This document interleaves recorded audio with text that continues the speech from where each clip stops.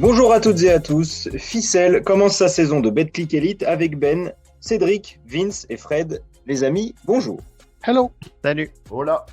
Comment analyser ce début de saison? Qu'imagine-t-on pour la suite? On espère en tout cas aussi bien débuter que les 3 équipes de tête. 3 victoires en 3 matchs pour Monaco, Le Mans et Blois. Je vous propose d'évoquer d'abord l'abeille des aides Blois Basket.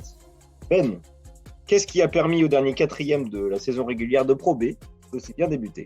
Je suis content de commencer par Blois parce qu'en plus leur premier match c'était face à l'équipe que je supporte, la Chorale de Roanne.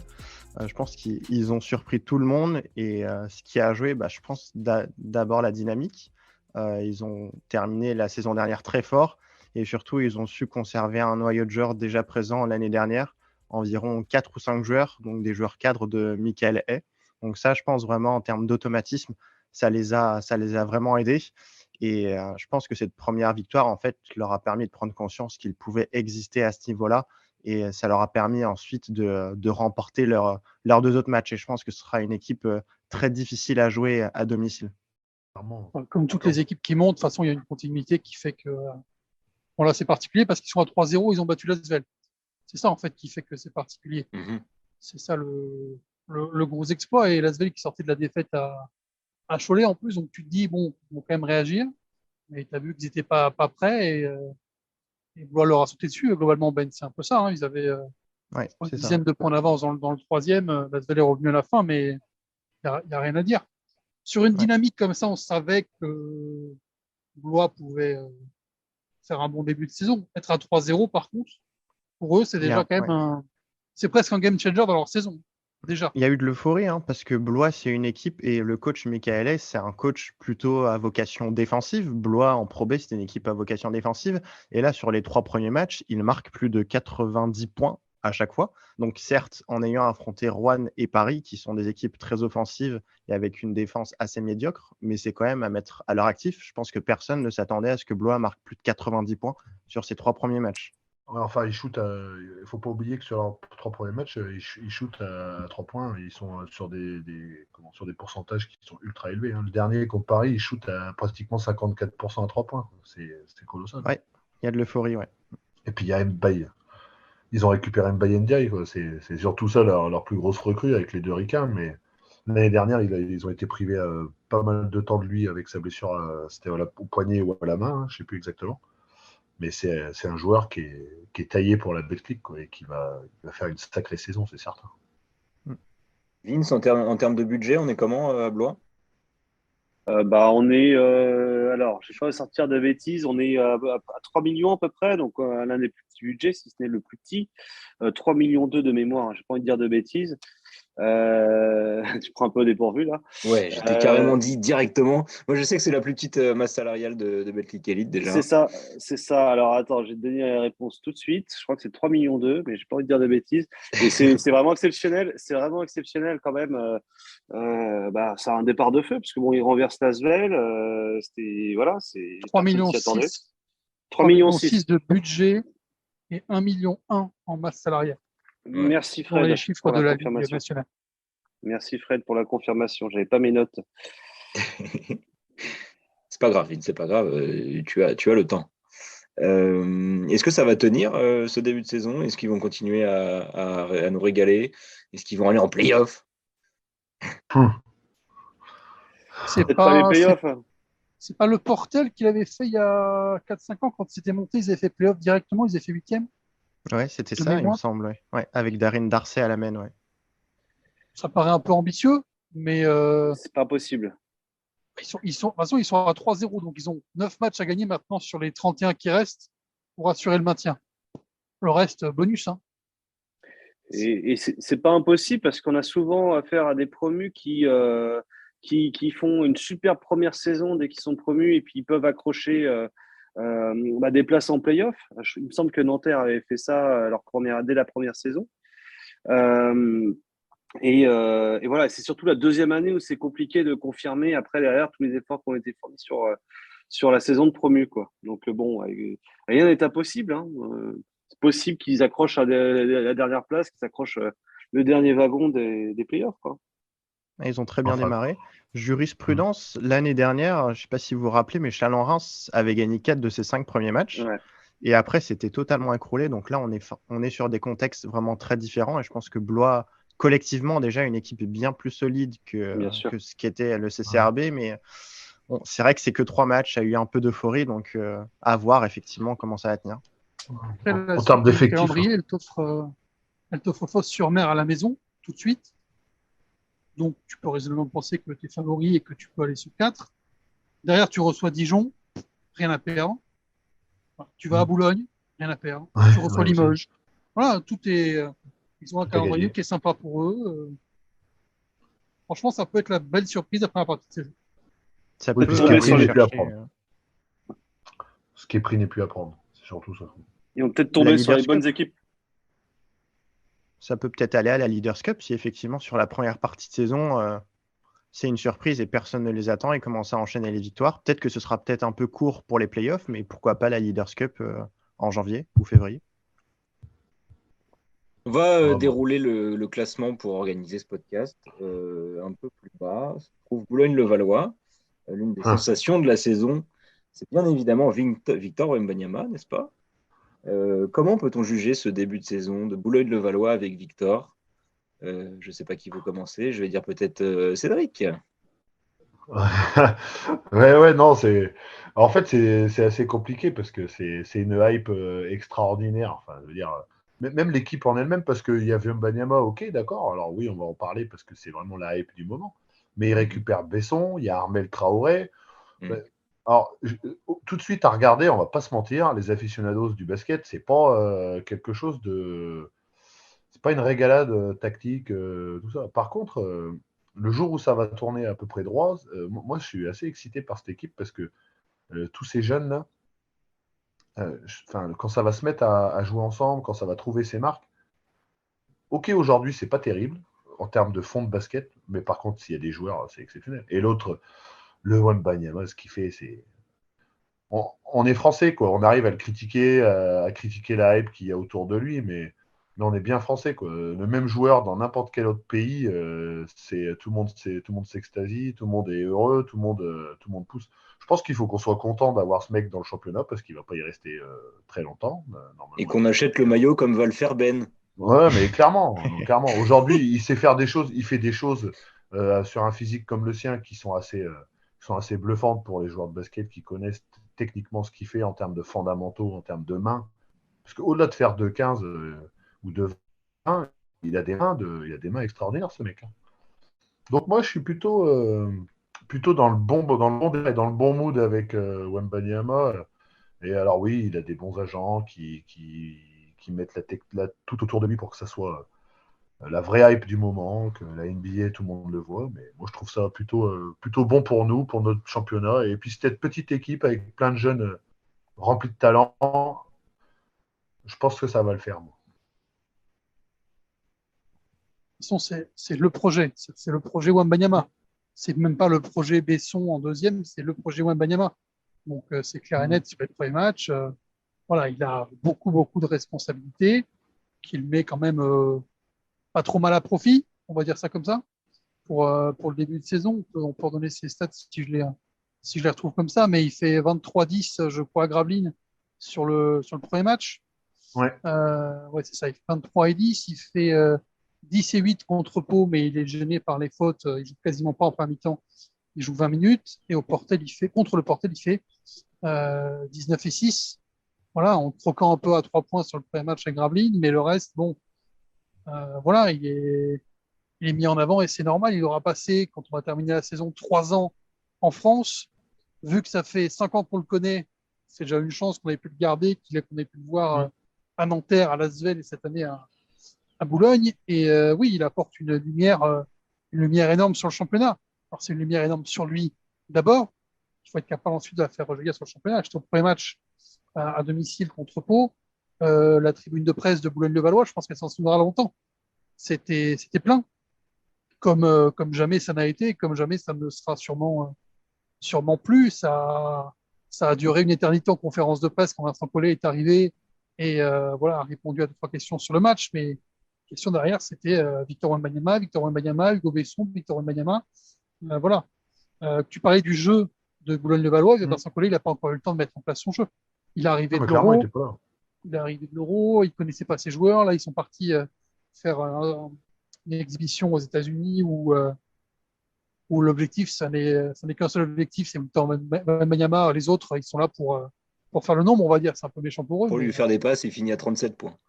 ouais, Ouais, bon, c'est ça. il les a pas volés, hein, mais Ouais, bien sûr. c'était un match porté sur l'attaque, clairement. Voilà. Mm. Pourquoi pas? Pourquoi pas? Ça n'a jamais été fait.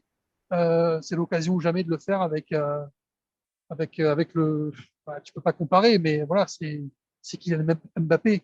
Il a 18 ans, il parle déjà anglais parfaitement. Il donne des interviews dans tous les sens. Il a la tête sur les épaules. Enfin voilà, c'est euh, c'est un phénomène et le mot est parfait pour décrire Victor Wembanyama. J'ai une question à vous poser. J'ai été assez attentif sur l'utilisation tactique de Wembanyama. Il démarre très souvent les matchs en tant que pivot. J'avoue que je l'imaginais plutôt en tant que poste 4. Selon vous, en NBA, du coup, est-ce qu'il sera plutôt utilisé comme pivot ou plutôt comme ailier fort? Stretch fort, direct. Ouais, Stretch fort. ouais.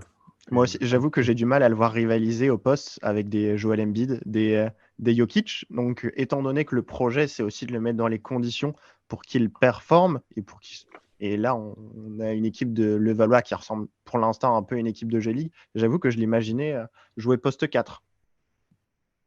La transition avec Mais le c'est poste de son. pivot, on peut comparer, tu sais, avec Giannis Antetokounmpo, qui finalement, ils ont souvent mis au poste 5, mais parce que c'est devenu un tel buffle, tu vois, et Ouais. un tel défenseur que du coup, des fois, sur des séquences, on le met un poste 5.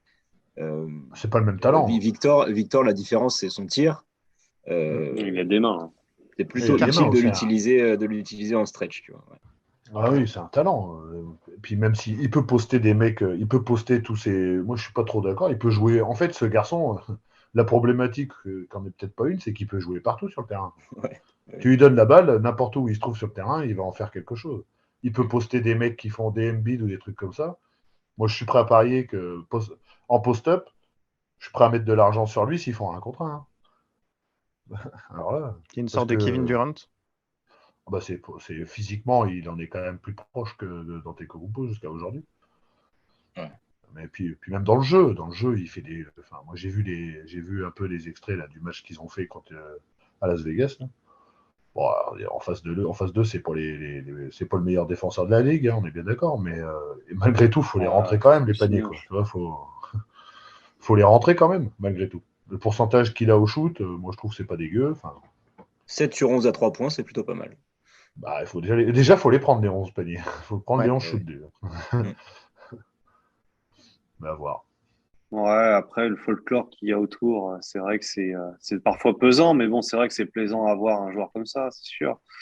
Ouais, mais Après, le bon, folklore, il fait partie du fait que tu n'en as jamais eu de joueur comme ça et tu n'en auras pas d'autres avant Oui. X peut-être Peut-être années. jamais, jamais. peut-être Peut-être jamais, Voilà. jamais. peut-être jamais, peut-être jamais. Oh, puis, Mais, mais voilà, mais moi, je trouve ça dommage quand même de faire des matchs de G-League sans opposition, des previews de rookie game qu'on verra en 2024. Quoi. Il n'y a pas de défense, il n'y a pas de dureté.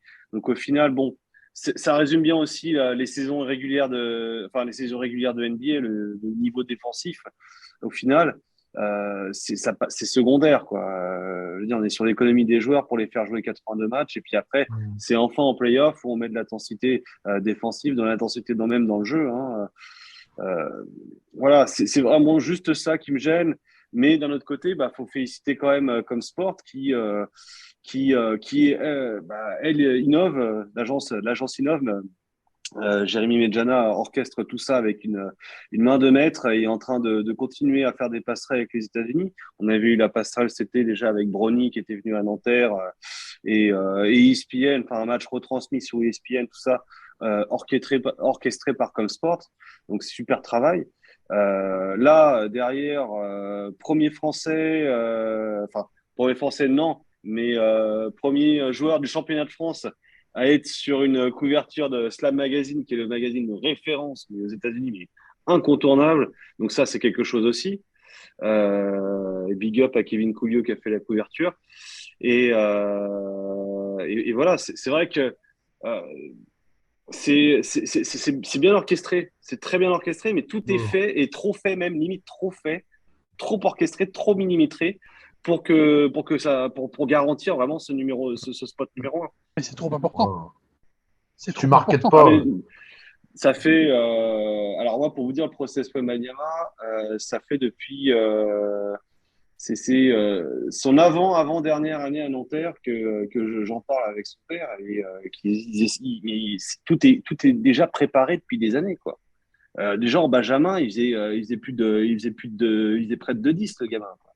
Donc en sélection département des Yvelines, quoi. Donc Oui, mais si tu n'étais pas préparé et que tu allais à l'aventure et que tu vois, il finissait par descendre en 5e position de la draft, tu me dirais, ouais, mais attendez, il y avait une occasion unique, là, on a fait n'importe quoi avec lui.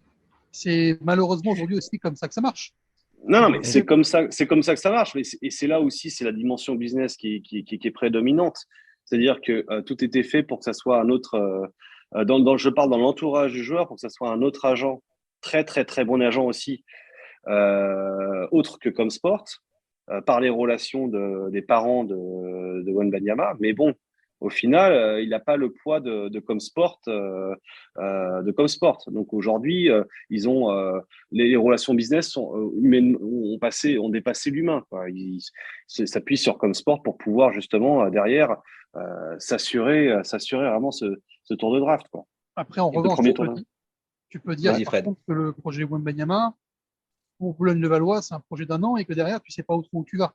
On en C'était ma reparlera question. sûrement Le buyout, dans un autre quoi. sujet, mais voilà, tu vas Mais perdre après, Wembanyama à encore la une fin de fois, l'année, tu vas perdre Collet, la ouais, transition va pas être simple. mais au final, c'est le projet de Comsport. Vincent Collet, il va être appelé par la sélection pour 2024. Comsport, ils ont dit bon, bah écoute, on va te mettre avec Vincent Collet pour pouvoir justement préparer au mieux dans les meilleures conditions justement le showcase avant la draft. Alors que en fait, bah, au final, ce qu'on se rend compte, c'est que l'Euroleague c'était trop exigeant peut-être pour un prospect numéro 1 de draft, quoi. Et pourtant, Luka Doncic. Et pourtant, Luka Doncic, mais non, pas non. forcément la même morphologie, pas forcément le même corps, quoi. Ouais, mais justement, Là, tu prends soin, là, tu mets les gants blancs avec Wembanyama. la Non. draft, c'est du potentiel. Donc, en termes de potentiel juste physique, Wembanyama, il a des mensurations qui n'ont jamais été vues. Donc, est-ce qu'il n'aurait pas pu être numéro 1 de draft juste en fait par son envergure, sachant que tout le monde voyait déjà en fait qu'il avait du talent, quoi. Ouais. Moi, la seule chose qui me fait peur, c'est qu'il l'alourdisse, qu'il va lui faire prendre trop de masse musculaire et que derrière, ça le ralentisse et qu'il perde toute sa motricité, toute sa mobilité. J'ai peur de ça. Il se blesse surtout. Il va surtout se Et qu'il blesser. blesse. Parce qu'il n'a pas les jambes aujourd'hui. Tous ses problèmes de blessure viennent des membres inférieurs. Hein. Il n'a jamais été Il a blessé déjà sur été le haut du blessé, corps. ouais. Chet Holmgren, du coup, son concurrent qu'il avait dominé à la Coupe du Monde des jeunes, s'est blessé là, du coup, qui a été drafté par le Thunder. Il est blessé là pour la saison, blessé au pied. Ouais. Donc, grosse Enfin, problématique, effectivement. il a combien de plus? Il a 2 ou 3 ans de plus. Il Ils doit n'ont avoir pas le même âge. Hein. Il doit avoir 1 ou 2 Ouais. ans de plus. Ouais. Ouais, Mais c'est il a 2 été ans drafté là, minimum. donc il doit avoir un an ou deux maximum. Messieurs, on va avancer dans le podcast si ça vous va, sauf si vous avez d'autres choses à dire sur Boulogne-le-Valois ou Victor. On est Bravo bon. pour le marketing. Non. Ils vont sauver le club. Ouais, d'accord. On va sauver le club s'il joue à la On y Wembanyama croit. Arena l'an prochain.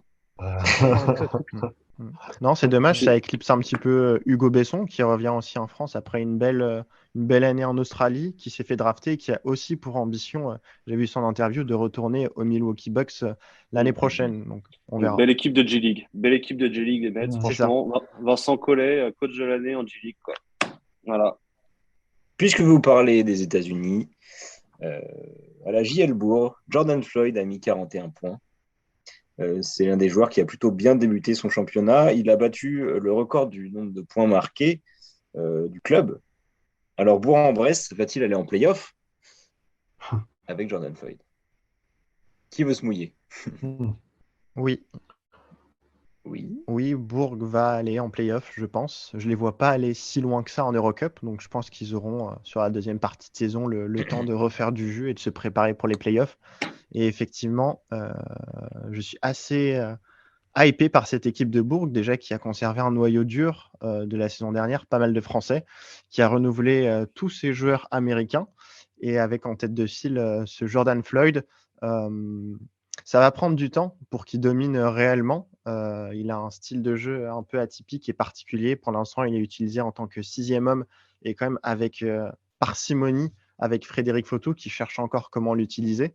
Donc, il sert vraiment de joker offensif. Et sur les deux, à part effectivement ce premier match où il a pris le jeu à son compte, où il est resté sur le terrain, il a dû jouer moins de 25 minutes sinon sur les 2 autres matchs. Donc, faut que ça se construise, mais il y a vraiment des joueurs étrangers très intéressants et une base de joueurs français qu'on connaît bien. Donc, je les vois faire une meilleure saison que l'année dernière avec un autre coach qui, je pense, s'ira mieux du coup à ce club et à l'équipe. Et je les vois aller en play-off. Ça va pas être si facile, je pense. Moi, je trouve qu'ils sont encore un peu meurtris de l'année dernière, ceux qui sont restés, justement, quoi. Il va leur falloir. Je pense que les playoffs, pour eux, il faut un début de saison qui est correct. Mais tu vois qu'il y a encore des traces, quoi. Dès que ça joue des grosses équipes, que ça se durcit, ils ont des difficultés à se transcender quand même, quoi. Donc, moi, c'est le genre d'équipe où il faut attendre le mois de décembre, quoi. Ça va Le mettre mois du de temps. décembre. Après, ils ont trouvé. Après, voilà, le recrutement, il est malin. Ils ont un pétard ambulant, là, Floyd. Parce qu'ils vont en faire d'autres, hein, des coups comme ça. Hein. Il va pas faire que ce match-là, hein, faut pas croire. Hein. Les gens qui disent, des fois, je disais là, un peu sur les réseaux sociaux. Ouais, le gars, il arrive, il est tout feu, tout flamme, il fait une grosse perf, après, il va plus rien. Attention, hein, c'est un vrai talent, lui. Kim Tilly l'a dit en interview en avant-saison. Ils ont joué ensemble l'année dernière en Grèce, à Colossus Rhodes, je crois. Il a dit que c'était vraiment un mec pétri de talent et qu'il allait en étonner plus d'un. Ah oui, il va remettre des gros compteurs comme il a mis, c'est certain. De toute façon, si Bourg fait les playoffs, il peut finir MVP. C'est un profil, hein, c'est le profil MVP de championnat. Ah bon, après, il faut tout, il faut qu'il fasse le taf. Ouais, après, là où je te rejoins, c'est qu'il y a quelques joueurs français. Je pense à Axel Julien et Alexandre Chassan notamment. Tu parlais de meurtri, effectivement, sur le début de saison, on ne les sent pas en confiance. Et c'était 2 joueurs qui étaient proches quand même de Laurent Leniam, avec qui ça s'est mal fini l'année dernière. Et c'est censé normalement être 2 pierres angulaires, surtout Axel Julien. Ouais, non, je pense qu'il est. Après, voilà, faut tout. Il arrive, il met des choses en place qui sont plutôt intéressantes. Il a un discours, moi j'ai écouté la conférence de presse, là, il a un discours qui est plutôt intéressant. À voir dans le temps ce que ça va donner. Est-ce que vous voulez aller sur Paul Limoges? Ouais. Indéniablement. Vous avez l'air d'avoir envie. Le 112e Classico a été largement remporté par l'élan béarnais, 81 à 62. Fred, raconte-nous. Oui. Raconte-nous. Écoute, c'était un peu le grand saut dans l'inconnu pour Pau, qui avait fait un match courageux face à Strasbourg après 10 minutes ratées et qui avait fait un match raté à Levallois. Donc, on ne savait pas trop ce qui se passerait sur ce match contre Limoges parce que Pau, on le rappelle, joue à 10, mais avec un espoir, 2 espoirs qui montent et donc seulement 7 joueurs professionnels aguerris, entre guillemets, dont Gérald Ayeyi. Et on a vu que Pau quasiment sur ce match. On a vu 2-3 séquences de Limoges conclues par Nicolas Lang, mais c'est tout. Et on a vu que Pau, on a vu un Pau joueur, beau joueur d'ailleurs, sur des belles séquences de jeu. On a vu ce qu'on avait vu contre Strasbourg, c'est-à-dire que Michael Stockton, qu'on connaissait, a fait du Michael Stockton, gère le jeu, un vrai général de terrain, et avec des joueurs qui savent qu'ils vont jouer 25-30 minutes, il n'y a pas de questions qui se posent. Donc, pour l'instant, Pau surprend un peu compte tenu de l'été agité, on va dire ça comme ça. Pour eux, voilà, en espérant que cette fois-ci, le sportif, s'il fonctionne à peu près correctement, c'est-à-dire qu'il se maintienne sans trembler ou sans trop trembler, ne cache pas l'extra sportif et que les soucis qui sont dans les placards se résolvent, parce que c'est ça le plus gros défi de la saison pour Pau, c'est au-delà du maintien, c'est d'assainir un peu ce qui se passe derrière. Est-ce que tu peux peut-être nous préciser vite, vite fait, en quelques mots? Que la dette laissée serait un peu plus importante que celle annoncée. Donc voilà, c'est le président, le nouveau président qui l'a dit il y a quelques jours, quelques semaines, quelques jours, je veux dire. Donc ils se sont engagés sur des bases de remboursement précises qu'il va falloir encore plus combler. Donc le défi pour Pau, c'est le budget, il a été prévu, la masse salariale, elle est encadrée, elle ne peut pas bouger pour l'instant. Donc la seule chose qui peut faire bouger la masse salariale de Pau, c'est d'avoir plus de recettes. Pour l'instant, les recettes guichets, elles sont pas folles. Il y avait une petite affluence contre Strasbourg, 3000, je vais dire 3500 peut-être avec les abonnements. Voilà, on ne sait pas trop comment c'est compté. Contre Limoges, c'était 5000, 5005, des choses comme ça. Voilà, quand on dit petite affluence à Pau, on rappelle évidemment que 5007, c'est quand même déjà pas mal de salles en France qui seraient quasiment remplies. Mais pour Pau, c'est une petite affluence pour un classico quand tu peux en mettre 7008 dans la salle. Donc voilà, il faut faire revenir les gens, il faut leur dire que le club a passé une période sale, qu'il essaie de redevenir à peu près propre. Mais c'est un gros défi partout parce que en plus à Pau il y a de la concurrence. Évidemment le rugby en top 14, le foot en Ligue 2, voilà, il y a même le handball à côté en deuxième division. Donc c'est une vraie terre de sport et il faut se battre pour avoir des sous. C'est dur, hein, ce contexte extrasportif parce que, comme tu dis, il faut faire revenir les gens, peut-être toucher un nouveau public, renouveler le public aussi, aller chercher les jeunes dans une ville qui est ultra concurrentielle, mais c'est surtout que c'est un moyen bassin d'agglomération, mais c'est pas l'une des plus grandes métropoles non plus. Et c'est là où ça devient compliqué. Bon, après, c'est un patrimoine du basket, c'est le troisième club le plus titré. Je vois pas disparaître et je vois pas les collectivités le laisser tomber, même s'ils comblent pas mal depuis bien trop longtemps. Il va falloir se retrousser les manches et apporter du savoir-faire dans ce club à tous les niveaux et du savoir-faire bon marché en plus. C'est là où ça devient de plus en plus compliqué, notamment sur les enjeux de billetterie qui ne sont pas du tout dans la culture du basket, dans la culture du sport français, notamment du sport de salle, où ça reste un domaine d'activité stratégique où il faut travailler. Et c'est vrai que c'est inquiétant pour Pau, puisque bon, le public il s'est construit notamment sur les résultats sportifs. Je pense notamment aux années dorées. Et là, c'est le souci de rénover, de renouveler le public avec la section paloise à côté et puis le foot aussi qui monte, quoi. Donc, Après, tu prends les 2 premiers matchs, je suis à peu près sûr que le public qui est venu s'est amusé, a encouragé et clairement. peut, par le bouche à oreille, dire ouais, l'élan, c'est quand même pas mal, ils ont bien joué et tout, tu vois. Juste ça. Après, évidemment, c'est autre chose de travailler pour rameuter le public. Mais en termes de jeu, si tu acceptes Boulogne-le-Valois et encore Boulogne-le-Valois, franchement, il suffit qu'ils mettent un ou deux tirs à 3 points de plus en première mi-temps pour que le match soit à peu près équilibré et peut-être qu'ils lâchent pas dans la tête dès le retour des vestiaires. Mais dans le jeu, les 2 matchs proposés, ils sont plutôt bons compte tenu de toutes les circonstances. Ils sont franchement plutôt sympas. Et à domicile, c'est 2 victoires. À domicile, c'est 2 victoires. C'est à l'extérieur qu'il y a eu la défaite à Boulogne. Oui, après, en plus, tu joues des équipes qui, théoriquement, ne sont pas vraiment de ton championnat. Théoriquement. En début de saison, on ne sait pas trop, mais j'ai du mal à pas voir Strasbourg dans les 8.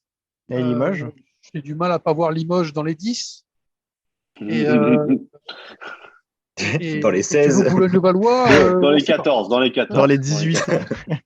Dans les 14, Limoges. Dans les 18. Non, mais la vérité, elle arrive pour Pau, là. Ils vont à Bourg ce week-end. Bon, ça, c'est bonus. Mais après, tu enchaînes déplacement à Nancy, tu reçois Paris, tu reçois le Portel. Le premier bilan pour Pau, il va se faire fin octobre. Après, ça fera Bourg, Paris, donc 4 matchs de plus. Donc, ça fera 7 matchs. Tu feras un premier bilan à ce moment-là.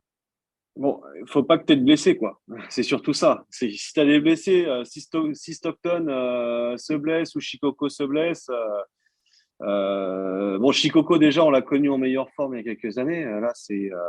Alors, Il il est en revient forme bien. cette année. Il est en Il forme. est arrivé affûté. Il est Il est arrivé, arrivé c'est ça. affûté, ouais. Il C'est s'est ça. marié cet été, Heureusement. donc il est affûté. Ouais, c'est peut-être un régime imposé par le nouveau président qui a une boîte aussi dans les produits alimentaires. Non, mais il s'est expliqué pour l'an dernier. L'an dernier, avec le Covid, et en plus, il a été un petit peu blessé. C'est vrai qu'il était arrivé en surpoids et qu'il avait eu du mal à se mettre dans le rythme. Il a expliqué il y a une semaine en conférence de presse. Ça a été relayé par les médias locaux. Et voilà. Mais il a dit cette année, je suis beaucoup plus en forme que l'an dernier. Et Après, Barthélémy a demandé une recrue sur les ouais. postes 3, 4, je crois, parce que c'est vrai que l'effectif, il est sacrément court. Hein. Ouais. Après, celui qui a une carte à jouer, franchement, c'est Enzo Charvin, là, qui en plus a bien démontré dans le garbage time ses qualités athlétiques face à Limoges. Hein. Il en a emplâtré un, un beau contre là, c'était pas mal. Lui, il a une carte à jouer parce que bon, c'est clairement un potentiel et c'est voilà, il y a quand même un espace d'expression qui va être intéressant à voilà aussi à observer dans sa progression quoi. Le Blake Griffin de notre championnat. Exactement. Il a été meilleur rebondeur chez les Espoirs l'an dernier. Et C'est tu ça. vois qu'au niveau supérieur, il garde ce sens du rebond. Il en a vraiment chopé pas mal sur les premiers matchs, là, alors qu'il était à la bagarre et que c'était pas évident d'aller chercher le ballon. Et Donc du ça, oui, contre, il a... ouais.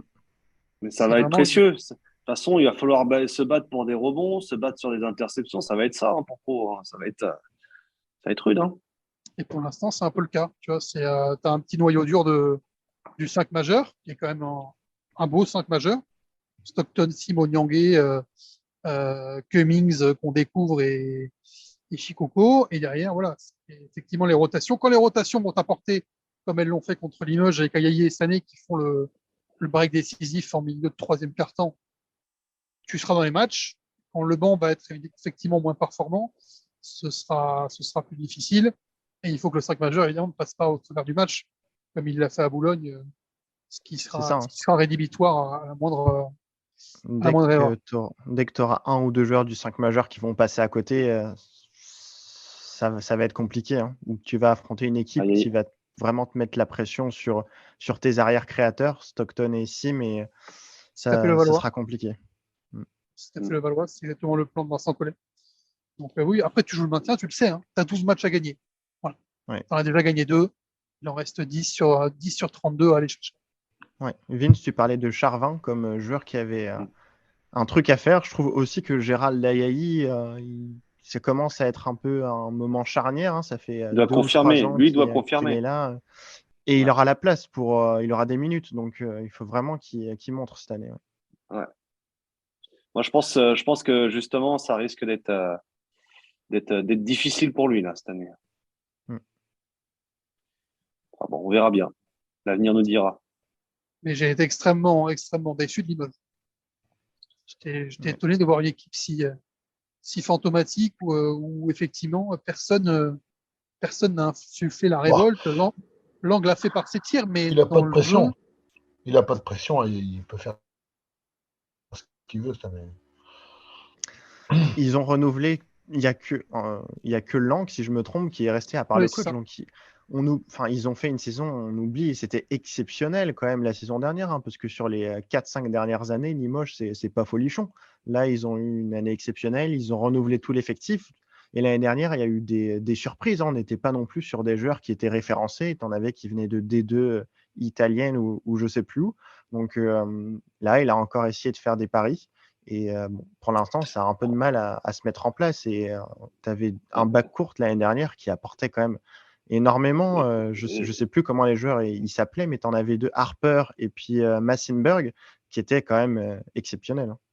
Mais après, voilà, tu avais un directeur sportif qui était Crawford Palmer, qui a été remercié, poussé vers la sortie, parce qu'il n'avait pas été choisi, ou pas choisi peut-être par les bonnes personnes. Et là, tu te retrouves avec Kevin Anstett, un jeune GM là, qui est déjà sous pression. Quoi. j'ai pas vu leur match contre Manresa en basketball Champions League hier, mais il paraît que c'était beaucoup mieux déjà. Ouais, c'était pas Ils loin. ont lâché le match. Mentalement, ils ont lâché le match. Ils ont donné le match. Quoi. Et leur Pour meneur aussi s'est blessé. Bryce Jones, qui sur le papier était un bon meneur avec un bon CV. Malheureusement, il s'est blessé. Ils ont pris Wes Clark juste avant le début du championnat, donc ça n'a peut-être pas aidé non plus. De toute façon, ils ont un Limoges-Paris là samedi. Déjà pour Ouais, eux, enfin, de toute façon, tant qu'ils n'auront pas changé de coach. la balle perdue. Oui, Cédric, dis-nous. Qu'est-ce que tu entends par là? Allez, Limoges dans les commentaires, ça va fuser là.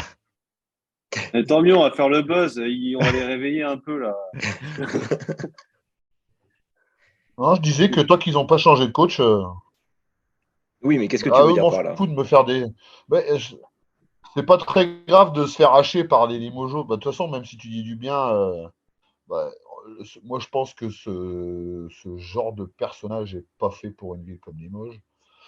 Alors, il a fait un peu la hype parce qu'il voilà, il se met en fusion rapidement, mais il était bien entouré l'année dernière parce que ce qu'on oublie aussi de dire, c'est que l'année dernière, il était quand même entouré avec ses adjoints, les mecs qui étaient là déjà de l'année d'avant. La structure de l'équipe qu'il avait l'année dernière, malgré tout, elle était quand même posée sur aussi des gars qui étaient restés de la saison d'il y a 2 ans. Moi, je pense que ce monsieur tout seul, il est en train de montrer ses limites. Et puis, en termes de management, après, moi, c'est juste les échos que j'en ai, quoi. Mais c'est pas, voilà, c'est pas un garçon qui est, de ce qui se dit, aimé de ses joueurs et aimé des gens à l'intérieur du club. Donc, C'est juste ce que tu à dis, c'est voir. que ce que tu dis est juste, c'est que il était arrivé alors qu'ils avaient déjà commencé le recrutement l'année dernière. Ouais. Quand il était arrivé, Crawford Palmer avait déjà commencé le recrutement et puis il était arrivé tardivement, si je me souviens bien. Oui. Et en effet, ouais, ça rejoint vraiment ce que tu dis, hein. Moi, je pense qu'on Finalement, on minimise l'impact qu'avait un garçon comme Romain Chenot sur ce groupe et sur le collectif de cette équipe l'année dernière. finalement, il est fait pour Limoges. C'est un tempérament volcanique et au bout d'un moment, ça va exploser. Ouais, bon, bah là, l'avantage avec ce que tu viens de dire, c'est que c'est pas moi qui vais me faire déchirer sur les réseaux sociaux. Ça, c'est le Je gros traduis ta avantage. pensée, hein, clairement. Non, non, Bon. mais c'est Mais tellement après, dommage parce ouais. que cette ville, elle mérite tellement de. Enfin, franchement, ça mérite quand même beaucoup mieux, quoi, en termes de beaucoup de choses, quoi. Alors que l'assaut est plutôt bien structuré. Le centre de formation, là, ils ont pris un mec qui est hyper intéressant, là, que j'ai eu l'occasion de rencontrer cet été sur un camp, là. Et ils ont en plus de ça des résultats et des gamins qui sortent un peu sur leurs espoirs vont pas mal nourrir de la N1, de la N2. Enfin, à voir dans le temps. Mais Après, comment on tu peut Mais expliquer peux. après une saison où il termine 4e, qui renouvelle l'effectif à 80%, avec des joueurs comme Hugo Invernizzi qui portait aussi l'âme du club en étant là depuis plusieurs saisons, il s'en sépare. Je crois que Kevin Ansett, donc le chef, ah, a dit dans le devine. populaire qu'il pouvait garder Invernizzi pour lui proposer quelque chose, mais c'était le seul. Et tous les autres, de toute façon, voilà, ils n'auraient pas pu les garder. Mais Choix effectivement, du ils coach? n'ont pas gardé Invernizzi. Non, pas que le Choix choix du du Oui, coach, les coach. choix mecs du qui coach. veulent jouer ailleurs aussi, Non, mais qui veulent se monnayer. Invernizzi, c'est le choix du coach, hein. Parce qu'il a Invernizzi, signé, à ce c'est que je connu. sache, il a signé nulle part encore, Hugo. Si. Ouais, À Il à a signé l'étranger. l'étranger dans un alors. pays nordique, non?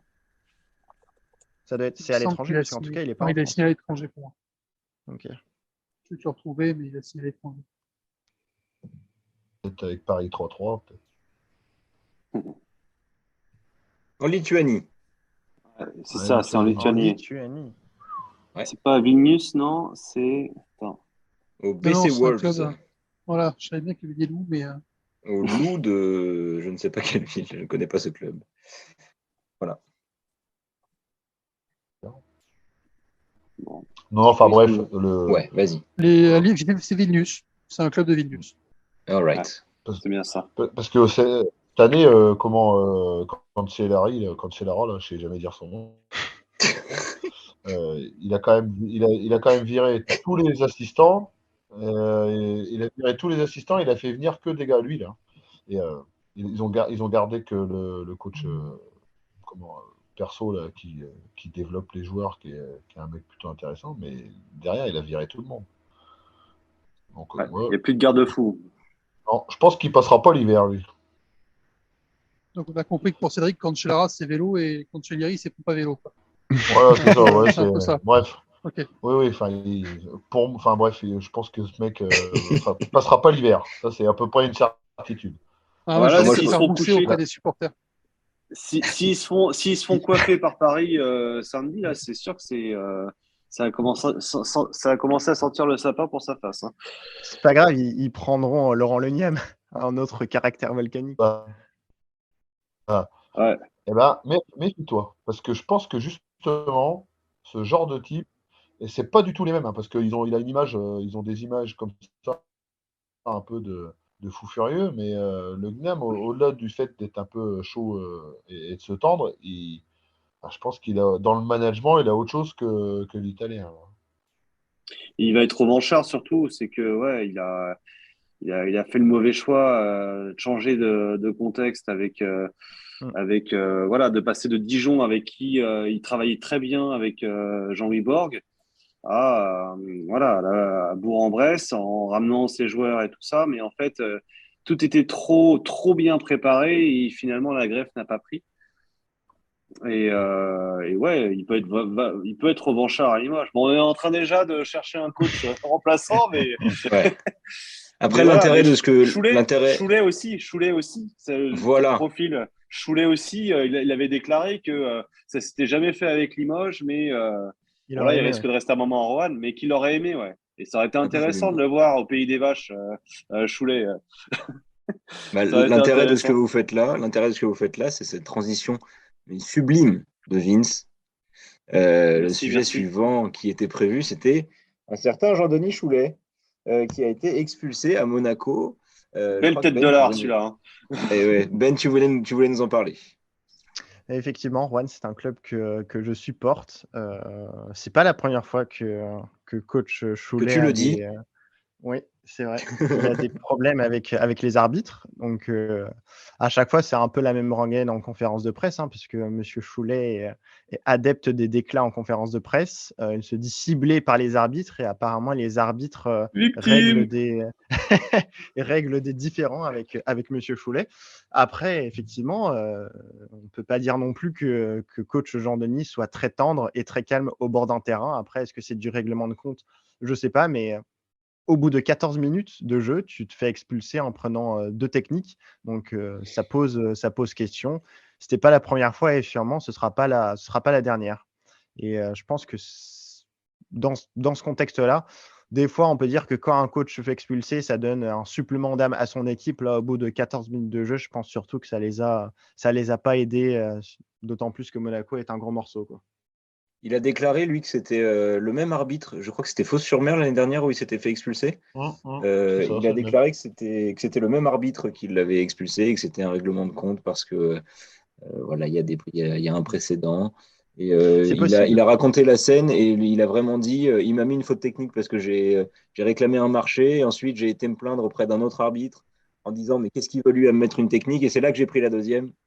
Voilà, Ouais, vous mais jouez de la. ça devient difficile parce que ça doit être le coach qui a le plus d'expérience en Betclic Elite avec Vincent Collet. Ça fait peut-être 16 ou 17 ans qu'il est sur le circuit et des arbitres t'en voient passer chaque année et au bout d'un moment, bah, il commence à avoir des différends avec tous les arbitres. Donc là, le prochain match de Rouen, alors je sais plus contre qui c'est, mais je crois effectivement avoir vu passer que bah, il y aura un arbitre. Alors peut-être que c'est Viator ou Bissang, C'est effectivement, à avec Nanterre. qui à C'est à Nanterre, Nanterre. effectivement, et l'arbitre a aussi un différend avec Jean-Denis. Donc ça commence effectivement à faire beaucoup. Ouais, enfin bon. Moi, je trouve ça inadmissible. En Betclic Elite, à part si vraiment tu as des insultes ou des trucs qui sont improbables, tu peux pas te permettre en Betclic Elite à 3 arbitres sur le terrain, 14 minutes, double technique disqualifiante. Non mais les gars, c'est pas possible. Ça veut bien dire que au-delà de l'aspect règlement de compte ou tout ça et du comportement de Choulet, il y a quand même une problématique avec l'arbitre qui fait ça, parce qu'en plus ils arrivent très tôt les arbitres, ils se voient avec les coachs avant le match. Enfin, je veux dire, tu peux pas 14 minutes, à part Il s'il est y a vraiment ciblé. un truc. Non mais Il est à part s'il y ciblé, a hein. vraiment quelque chose de très grave dans les propos ou dans tout ça. Mais le mec, tu viens de lui mettre une technique parce qu'il te réclame quelque chose. S'il continue, tu dis écoute, soit t'arrêtes, soit tu prends la deuxième et tu vas au vestiaire, puis on n'en parle plus. Moi, j'ai C'est pas vu le clairement match, mais est-ce que ça n'a pas été fait, tu vois? Je prends pas de parti parce que je sais pas. Mais ça n'a pas été Non, parce fait, que tu vois. Les arbitres, à un moment donné, ils sont... Vas-y, vas-y. Non, Choulet, il est quand même intelligent. Il sait qu'il est ciblé. C'est quand même loin. Il est loin d'être idiot. Et je pense que quand il prend la première technique, il parle à un autre arbitre pour lui dire mais pourquoi il me la met si vite quoi. Il n'y a même pas de prévention, il n'y a pas de. La première, je crois, il la prend, c'est tout de suite à la 14e. Enfin, je veux Ouais, c'est dire, ça. Il les prend coup sur Alors, coup. je peux t'arrêter une sur seconde. coup. Moi, j'ai un problème avec ce concept de prévention. En fait, les arbitres peuvent, tu vois, être plus ou moins tatillons. T'es pas là pour faire de la prévention, tu es là pour juger. Si le mec te dit un truc, une insulte, évidemment, ça passe pas, mais tu vois, un peu fort, peut dire, on se calme, évidemment. Mais à un moment, pourquoi tu gueules sur l'arbitre? Tu vois ce que je veux dire? Tu peux estimer qu'il n'y a pas Quand- faute, tu peux estimer qu'il y a un truc qui n'a pas été sifflé, un machin, tu peux demander. Il y a des fois, et j'ai pas vu le match là, je peux pas te juger cette situation. Il y a des fois, je me dis, putain, les arbitres, ils sont bien gentils, quoi. Ils sont bien gentils. Tu discutes 3 heures, 4 heures, ça va, quoi. Donc, sans parler de ces situations-là en particulier, le côté, ouais, l'arbitre, c'est pas preuve de psychologie, machin, c'est pas, il est pas là pour ça. Il est pas là pour Non ça. mais là, Quand là t'as on une fait faute, pas. tu Là siffles tu une fais, faute. Fred, tu fais une généralité. Tu fais une généralité. Ben oui, parce Là que on je te parle parle pas de la d'un fait bien précis. Et moi, c'est ce que je te dis, j'ai Moi, pas moi vu le fait bien ce précis. que je suis en train de, ouais, ce que je suis en train de te dire, c'est, en généralité, je suis entièrement d'accord avec toi. Après, là, on parle d'un cas précis qui, au bout de 14 minutes, le gars, il veut taper Monaco parce qu'il il a énormément de défauts, on peut lui donner tous les défauts qu'il veut. Par contre, c'est un compétiteur que j'ai jamais croisé. Enfin, c'est un mec qui est compétiteur plus que toute l'équipe, je suis sûr. Bien sûr. Mais le mec qui te dit, tu passes à côté, ouais, il a marché, même s'il te le dit un peu fort, à 14 minutes de jeu, tu t'arrêtes. En plus, ils se connaissent, c'est des gens qui se voient tous les week-ends. Enfin, euh, moi, je sais pas, j'ai des difficultés avec ça, quoi. Même, je sais pas qui était l'arbitre principal, si c'est celui qui le fout dehors, l'arbitre principal, mais moi, je sais pas, j'ai un peu de difficulté parce que je trouve que c'est facile c'est facile un peu de taper sur ce type parce que tu sais déjà qu'il est nerveux, tu sais qu'il a. Ouais, moi, je C'est trouve. une tech de Turc. Et puis après, c'est vrai qu'il a un côté où il va se victimiser aussi dans les confs d'après-match. Donc ça doit agacer aussi certains arbitres. On avait un peu la même chose avec. Il avait pas moins ce côté victime, mais Mitrovic aussi, qui était quand même sacrément ciblé lorsqu'il était à Monaco et qu'en prenait aussi un paquet. Hein. C'est mon petit biscuit, hein, les lendemains de match, j'attends que ça d'écouter. Je sais pas si Jean-Denis, on a hein. le droit Ah de ouais, leur faire un peu de pub, mais souvent c'est Active Radio là. Mais moi Active Radio, le j'attends podcast. que ça. Ah ouais, j'attends que ça le lendemain, d'attendre la conférence de presse de Choulet. Et là, c'est mon petit bonheur de la journée. Parce que Idem. là où je suis pas d'accord avec toi, c'est qu'il parle de lui, des arbitres et des joueurs de la même façon. C'est-à-dire que quand il en a à mettre, quand il a un truc à dire sur quelque chose, tout le monde prend à la même enseigne. Hein. Il n'y a personne qui rate et il oublie personne dans le chemin. Hein. C'est Non, bien sûr, mais la question, c'est pas est-ce que c'est scandaleux après 14 minutes? C'est est-ce qu'après 14 minutes, il a fait 2 actions quelque chose. qui méritent Oui, 2 tout techniques? à fait. S'il y a 2 Tout à actions fait. qui méritent 2 techniques, il prend 2 techniques. Voilà, tu vois ce que je veux dire? Mm. Je, Moi, je je suis ne parle d'accord. pas de ce cas-là que j'ai pas vu. Il faudrait regarder les 14 minutes du match, il faudrait regarder seulement Choulet, il faudrait regarder est-ce qu'il parle aux arbitres.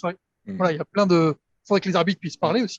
Le Tu truc, vois, c'est qu'il les met un... coup sur coup. Donc, après la première technique, on peut pas trop savoir en fait ce qu'il a dit, parce qu'il les prend vraiment coup sur coup. Hein. Le jeu ne reprend pas après la première D'accord. technique. Et surtout qu'il parle, enfin, d'après ce que j'ai compris, parce que je ne l'ai pas vu non plus la vidéo, là, j'ai quelqu'un qui était au match qui m'a raconté. Apparemment, il parlait à un autre arbitre de la décision du premier arbitre qui lui a mis la technique. Au moment de la Et le deuxième, mec ouais. et l'arbitre qui lui a mis la première technique revient et lui met la deuxième. Donc c'est un peu surprenant quand même. C'est même C'est pas là où l'arbitre avec qui il cause, c'est même pas l'arbitre avec qui Choulet cause et se plaint qui lui met la deuxième en fait. c'est là où on voit la richesse quand même de notre sport quand il est réalisé au niveau audiovisuel. C'est qu'on est peut-être le seul sport où justement les arbitres sont sous micro quand il y a une diffusion télé et ça nous permet des fois de comprendre les choses. Bon après, bon ils sont habiles aussi pour essayer justement, ils savent qu'ils sont sur écoute et puis ils sont, Mais tu vois, enfin, qu'est-ce que c'était je pense bien à sur le Bissong. Classico? Ouais, mais Qu'est-ce que c'était Bissong, bien tu sur vois, le au bout d'un Classico? moment, Au bout d'un moment, avec Bissang, je crois qu'il y avait une question de faute antisportive là. Il Il y a un savait plus trop quoi flopping, faire. il siffle une technique pour Ouais, c'est flopping ça. C'est sur ça. une C'est action ça. paloise d'un Limougeot.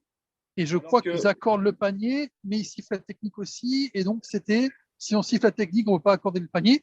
Et tu avais une ça. discussion. Et tu vois justement que l'arbitrage, c'est un jugement et qu'à un moment, il faut prendre une décision. Oui, mais en même Et temps, il a que, été habile pour pas que la décision soit un scandale. Je sais, Bissang il a fait bon, on fait bien comme sûr. ça, on va s'arranger. Il savait qu'il était sur écoute, il est très malin. Donc voilà, mais bon, en tout cas, c'est vrai Bon, enfin que bref, ça c'est met en toujours lumière, facile de taper sur les mêmes, quoi.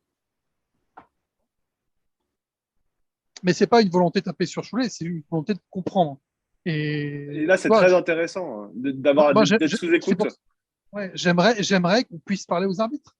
Tu vois, alors, c'est difficile parce que tu Ce as des débat du exemples. micro sur les arbitres, il est sur aussi d'autres sports. En foot, on parle de ça aussi. On parle souvent d'arbitrage en ce moment dans beaucoup de sports. Ouais, mais il y a eu beaucoup de Euh, sports où tu en parlais mal. En fait, c'était systématiquement la polémique, c'est justement l'arbitre, il est nul, il n'a pas tenu son match, machin, Hmm. sans que jamais, tu vois, on remette un peu en cause alors, sur du foot, c'est particulier, mais le comportement des joueurs. Comportement Le, des joueurs. Ouais. Tu vois, le mec, il découpe un gars, il y a rouge, tu vois 10 Mais ralentis, tu fais bon, je comprends qu'il y a rouge. Les mecs, ils viennent râler tête à tête sur le foot, tu fais, c'est pas possible.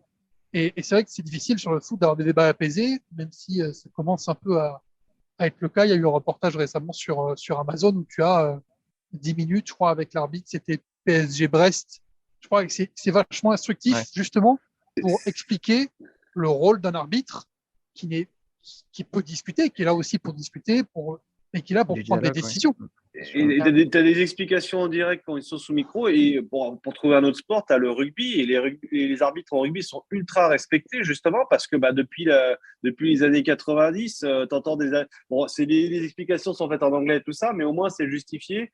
Ils s'affirment en plus. Tu vois, tu sens qu'ils s'affirment sur le terrain. Et ça. Tu sens qu'il y a un taulier, quoi. Je vous Et conseille c'est d'aller gardien du voir. jeu, quoi. Je vous conseille d'aller voir sur YouTube les compilations des arbitres rugby qui sont assez drôles. On salue tous les arbitres rugby qui nous écoutent. Mais on va passer au prochain sujet, si ça vous va. L'Asvel arrive bien tard dans ce podcast. L'équipe de TJ Parker a perdu à Cholet, à Blois, avant de battre la JL Bourg à l'Astrobal. Que se passe-t-il à l'Asvel? Bon, pas grand-chose. Fotou est parti. Le Il n'y a coach plus est de coach. Voilà. Et comme tous les ans, ils ont T'es facile. 70% de l'effectif qui est renouvelé. C'est ça. Et puis, ils ont une Ils ont préparation apparemment 70% de très l'effectif qui perturbée. est renouvelé. La prépa apparemment a été très Bien sûr. perturbée. Ils ont eu beaucoup de matchs de préparation qui ont été annulés et donc ils se sont servis du début des matchs de Betclic Elite aussi pour finaliser leur préparation. Je crois que ça doit être la seule équipe qui a joué aussi Ouais. peu de matchs de prépa. Ils ont dû en jouer 4. On sent le mécontentement de Colo justement sur l'état d'avancement sur la construction du collectif. Il dit qu'on est une nouvelle équipe et tout ça, mais on sent derrière quand même qu'il est pas satisfait vraiment de l'avancement justement du collectif vraiment. Et bon, ils vont y arriver, hein. On ne se fait pas de soucis pour eux, puisqu'ils ils ont quand même un sacré effectif. C'est pas Monaco non plus, mais c'est solide. Maintenant, ouais, il va falloir qu'ils se mettent en route, quoi. Puis on Il se faut demande ce qu'ils gérer ont fait l'Euroleague. cet été du coup. Parce que le coach n'était pas Vincent Collet, donc ils ont eu relativement peu de joueurs qui étaient en sélection nationale, à part Retino Baswan. Donc peu de matchs de préparation. Alors c'est peut-être pas forcément de leur faute, mais bon, tu as quand même un mois et demi pour travailler sur ton collectif, surtout quand tu sais que tu as des échéances avec l'Euroleague qui reprend très tôt. Pareil, tu ne peux pas les juger tout de suite. Trop de changements. Voilà, trop de changements. Des Américains à intégrer, un Nando de Colo, voilà. Ton jeu va tourner autour de Colo, comme il tournait autour de Elio Kobo et de Chris Jones l'an dernier. Donc voilà, il faut aussi te recalibrer par rapport à ça, par rapport à tes grands qui changent avec Geoffrey Lauvergne, avec Yves Ponce, même si tu as toujours Fall. Donc, voilà, c'est vraiment c'est reconstruction quand même. En fait, c'est l'Asvel, mais c'est reconstruction. Reconstruction, ouais. Oui et non, il y a peut-être la moitié de l'effectif qui a changé, hein. Après, effectivement, en termes de hiérarchie, il y a beaucoup de choses qui changent. Là, ce ouais, l'intersaison, j'ai trouvé, a été assez bizarre. C'est une équipe, une French team, on nous l'a souvent qualifiée de French team, avec un noyau de joueurs vraiment, français. Là, je trouve que c'est la première année vraiment où l'accent, il est plutôt mis sur et les responsabilités vont plutôt être mises sur les joueurs, étrangers et que des joueurs comme, Antoine Dio. Paul Lacombe était presque censé partir et se retrouve, au bout du banc. Donc, On en ouais, parle de son état de santé. C'est quand il même est sur la fin. Il apparaît affligeant. sur la fin, là. Ça fait 3 ans qu'il est sur la fin. C'est c'est dur, hein. C'est dur de le voir comme ça. Mais Ouais. bon, son corps ne suit pas.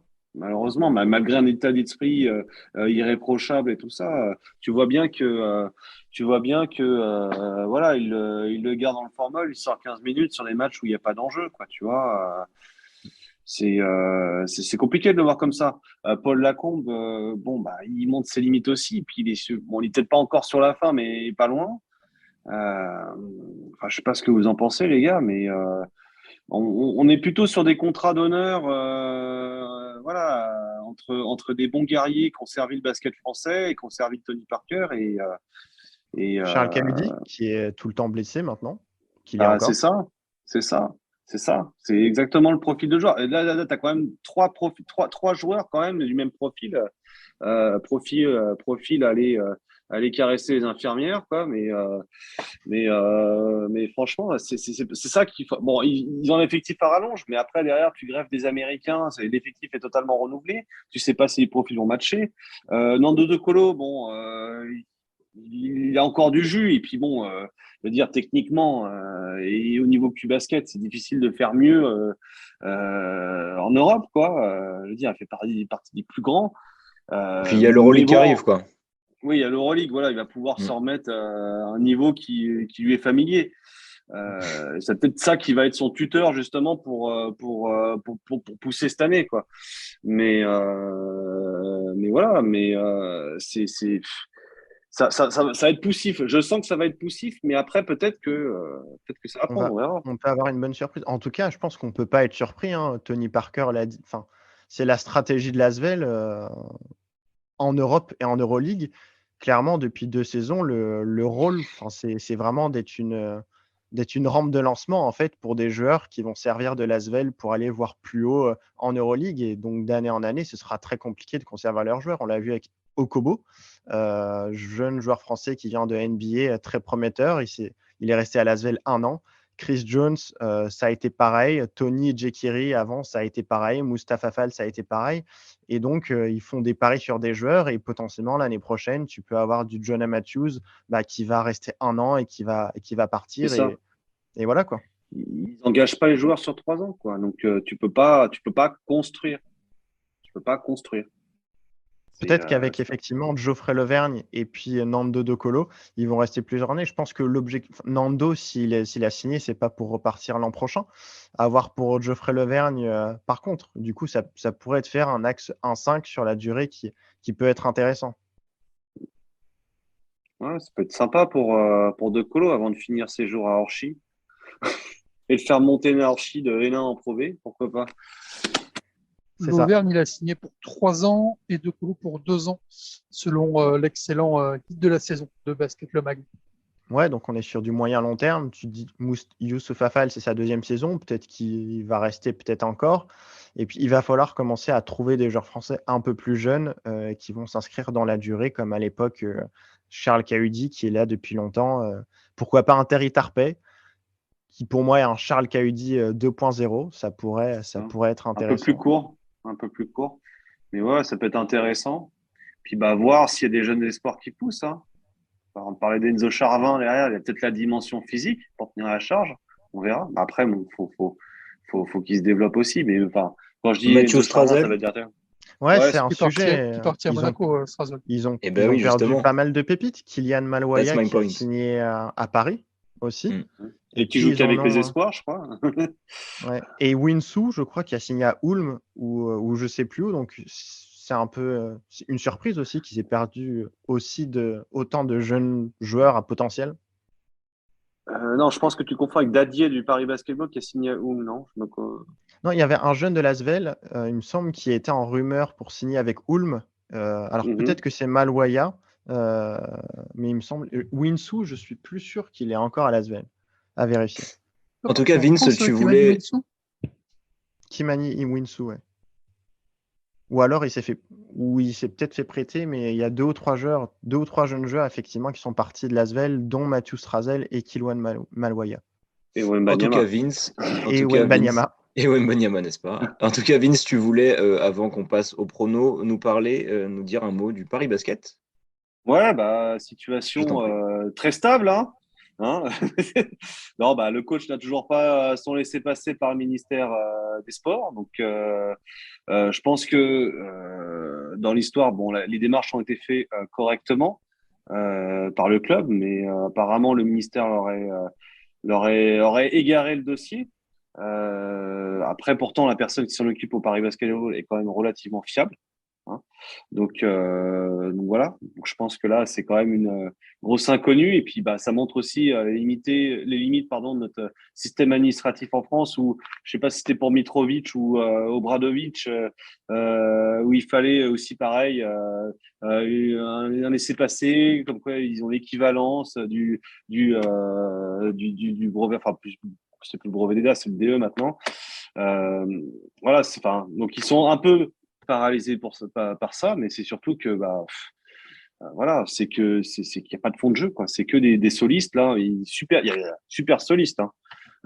Mais voilà, il n'y a pas de maillage collectif encore au Paris Basketball. Pour couronner le tout, Bégarin, comment dire, est à l'infirmerie, alors que c'était vraiment une force pour le club. Alors, on me siffle dans l'oreillette que belle équipe de G-League aussi, ouais, tout à fait. Ça peut pas sentir la nuit horribilis pour Paris, là, avec l'Eurocup en plus. Ça peut pas sentir la difficulté jusqu'au bout. Physiquement, oui. avec le style de jeu qu'ils ont, ça va être compliqué de tenir. Hein. Et voyez-vous, je vais vous Moi, dire, je suis prêt à parier que David Kahn va demander à la mairie de Paris de faire une parade dans la ville avec une fanfare s'ils gagnent leur premier match en Europe. Je suis prêt à parier qu'en coulisses, on peut assister à des scénarios comme ça. Je vous dis ça pour l'avoir vécu. Mais blague à part, c'est très faible. C'est très faible et je pense que ça peut être des recours administratifs qui sauveront le club encore cette année, quoi. Mais j'espère pour eux qu'ils vont rebondir. J'espère que Bégarin, j'espère déjà qu'ils vont avoir un coach qui va pouvoir s'exprimer sur le banc, parce que pour l'instant il est en retrait.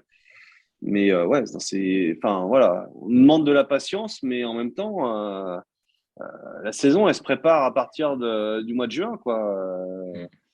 Sportivement, ça peut être très fort.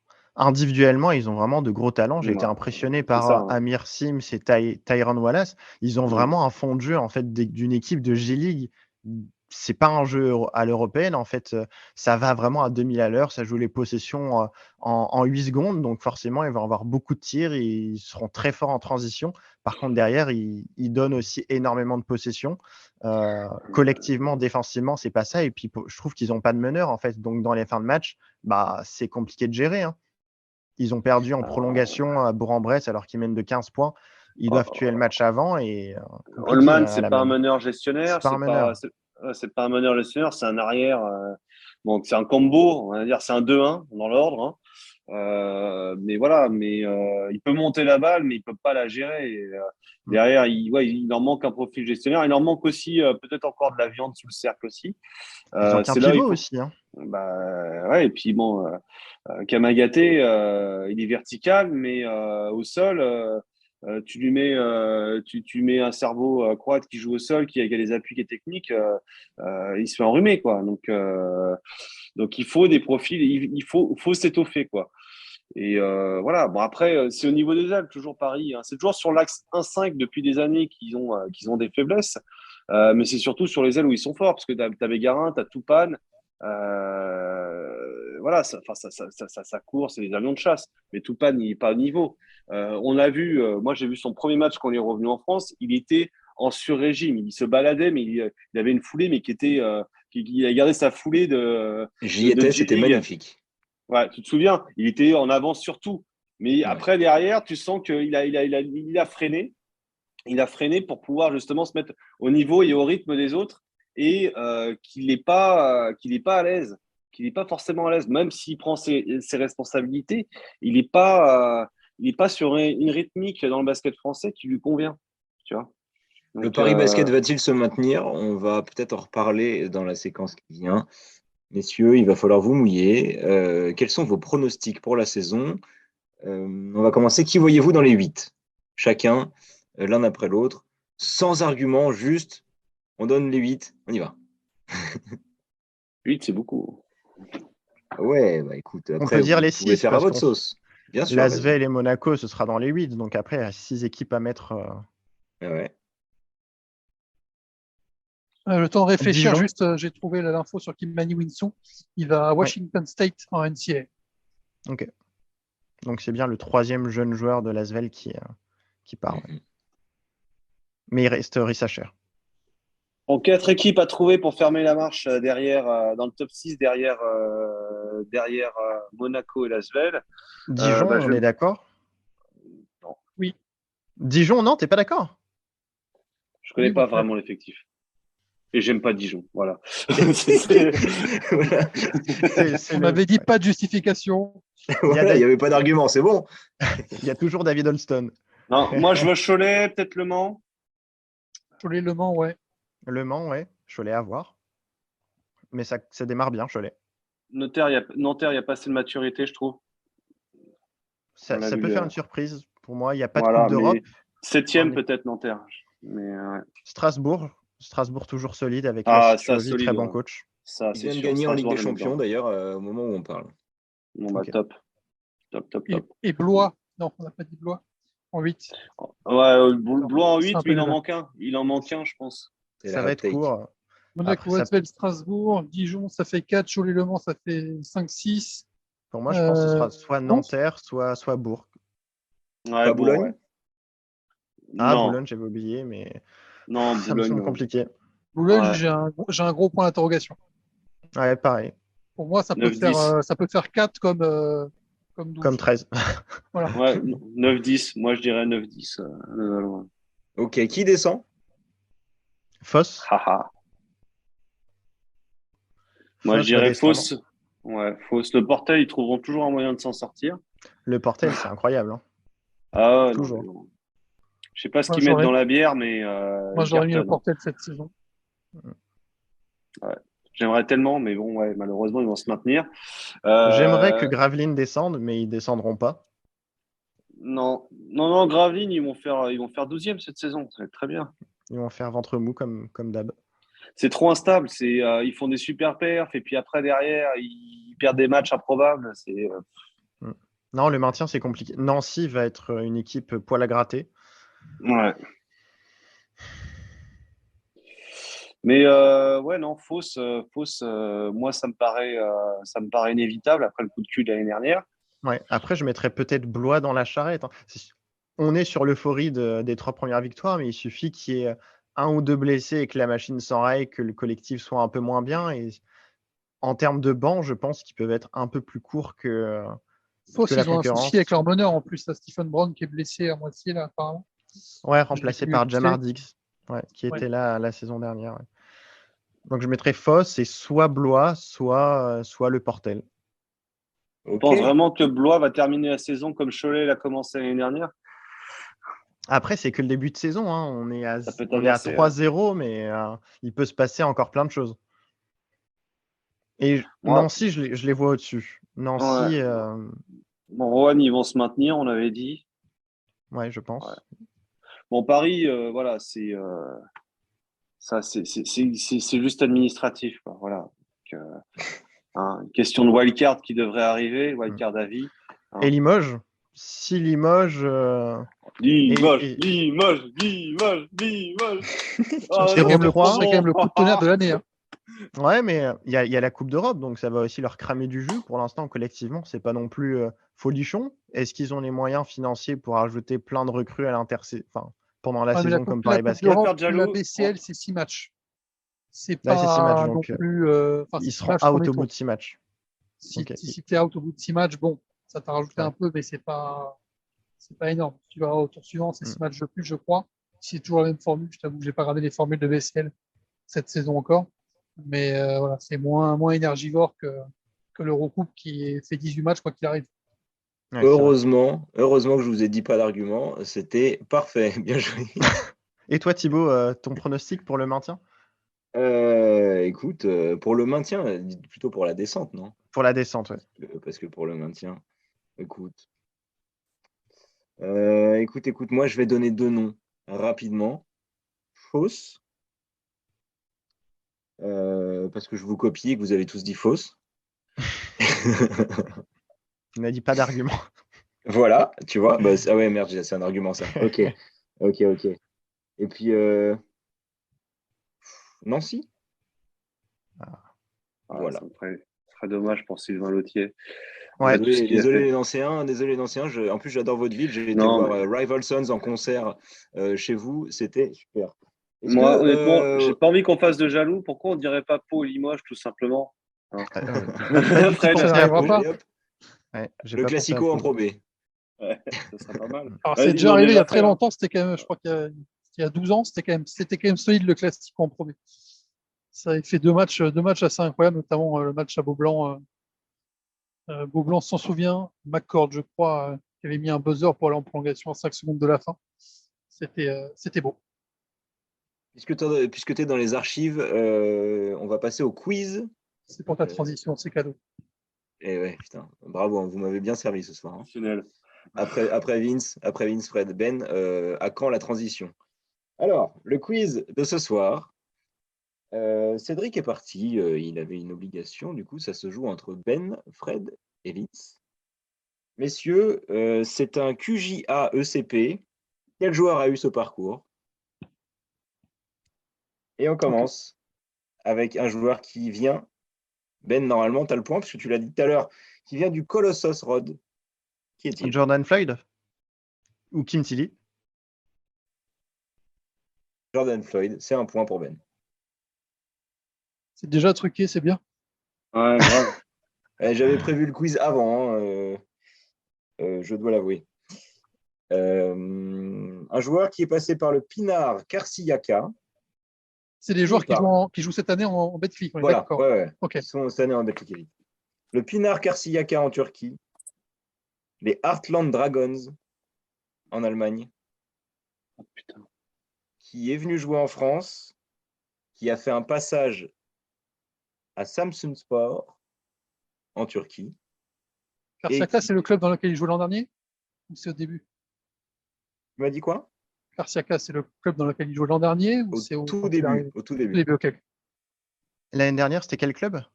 Il n'a pas dit encore. L'année dernière, c'était la JDA Dijon. Ah.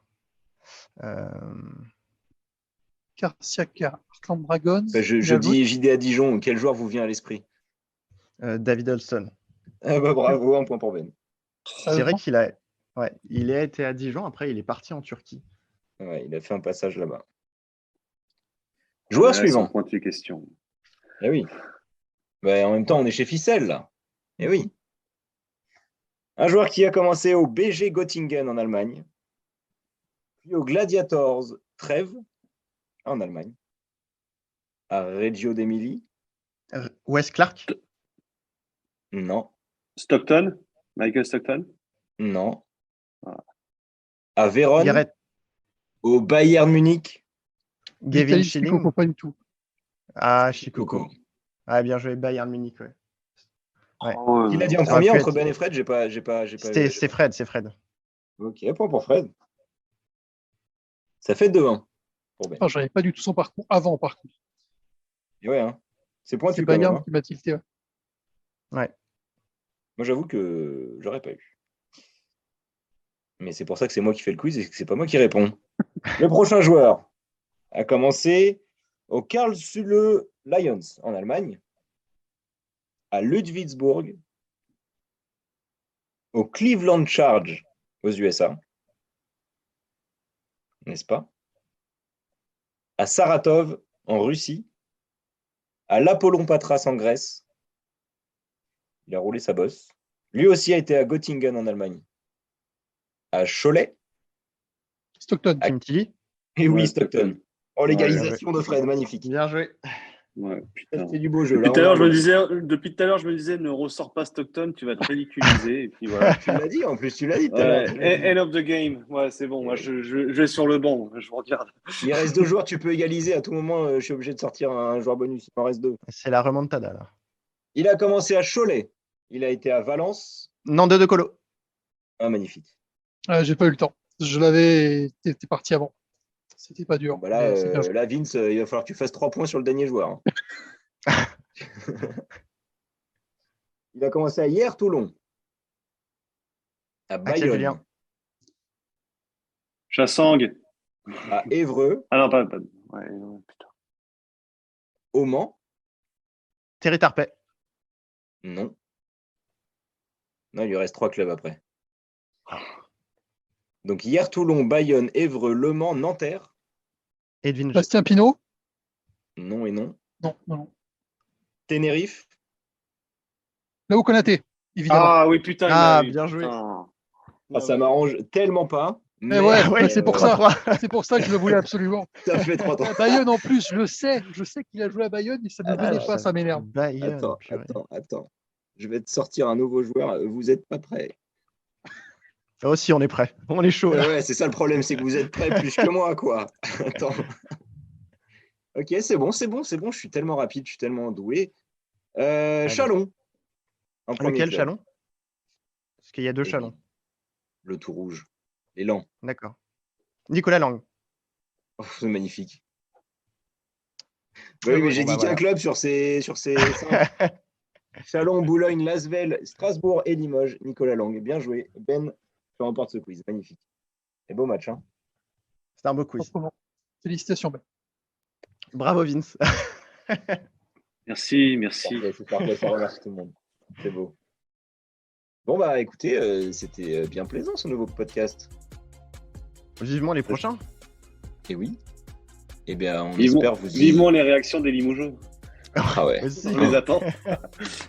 Exploser les commentaires. C'est Cédric qui a parlé, on vous rappelle. Hein. C'est Cédric qui a dit Absolument sur ça. votre WhatsApp. C'est Cédric.